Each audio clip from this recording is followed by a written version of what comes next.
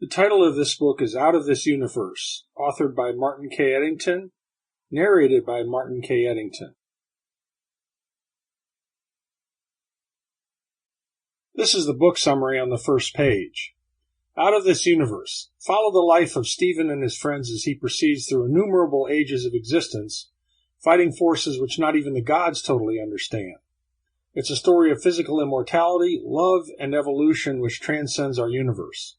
A journey through the ages of mankind and the universe which leads to some startling decisions which affect all of creation and beyond. Many spiritual powers are developed and used in confrontations as part of the evolution of the characters in this story.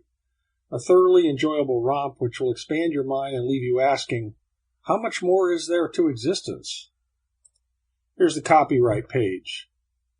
This book is by Martin K. Ettington, all rights reserved in the USA, 2011. Printed in the United States of America. If you're interested in any of my other books, please go to my website at mkettingtonbooks.com. That's mkettingtonbooks.com. Email me if you have any questions or comments at marty@personallongevity.com. Again, Marty, M-A-R-T-Y, at personal-longevity.com. Thank you.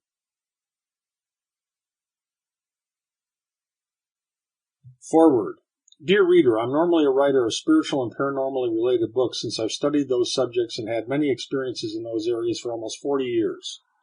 My other great interest in literature since I was a kid was to read science fiction. I must have read several thousand sci-fi and fantasy books in my life and have a personal collection of at least 1,000 volumes. What I wanted to accomplish in this, my first true science fiction novel, was to leverage a lot of what I've learned over the years about spiritual and paranormal abilities and to provide a great story and thought-provoking theme. You will judge if my efforts were successful. Here is where I put some of my own experiences and knowledge to work in writing the story. First, I remember before I was born and the process of being born. Unusual, I know, but almost all of the experience written about here is as I remember it.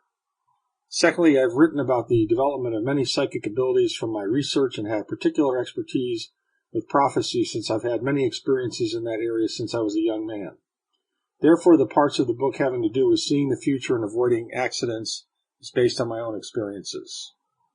Many of these psychic abilities, like teleportation, I have not experienced, but I have read enough case histories and done enough research to have a pretty good idea of what those who experienced it say is possible and how it's done. I am an engineer, and I have always read about new technologies and possible technologies for spaceflight. Having worked with the space program for several years and understanding the physics of spacecraft and their designs, I try to portray a realistic set of possible designs for the spacecraft used in different eras based on what technologies might be available then. It was a lot of fun designing spacecraft in the different eras to satisfy different travel and living needs. Some of this work was based on books about space habitats written by Gerard O'Neill in the 1970s.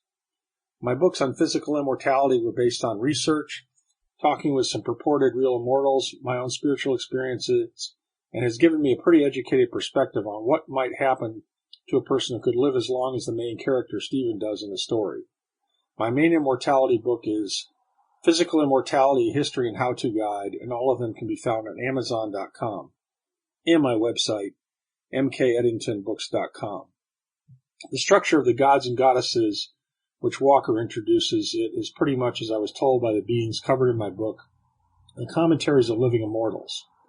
One of the other ideas I wanted to explore was the idea of multiple universes. Not just that there may be parallel dimensions, but that maybe other universes could be created from outside of our own with different properties. If that is possible, then maybe something lies beyond the beyond.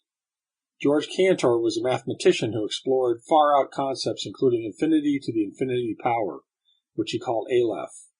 I was trying to reach for that level of impossibility in my story. I've always loved themes or story ideas that try to break the bounds of thought or break out of the box of reality as much as possible. I've carried this idea as far as I can think of in the far future and hope you enjoy how it all works out. Marty Ettington, Rancho Palos Verdes, California, December 2011. Prologue. The universe is much older, much bigger, and has many more dimensions than even the most far-out speculative physicists ever tried to imagine. Sample complete. Ready to continue?